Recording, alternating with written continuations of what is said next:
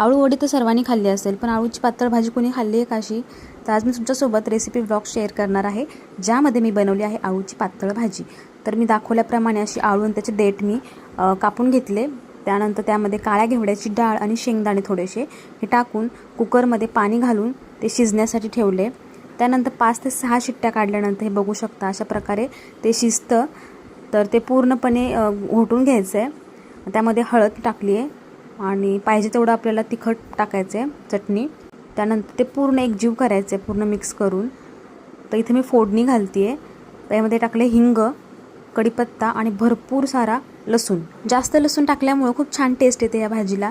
तर कोणी ही भाजी खाल्ली आहे, कोणाच्या गावाकडे ही भाजी बनवली जाते तरी मला कमेंटमध्ये नक्की सांगा। त्यानंतर शिजवलेला आळू डाळ मी ह्याच्यामध्ये घातलं आहे आणि मीठ टाकलं चवीनुसार, जेवढं हवं तेवढं।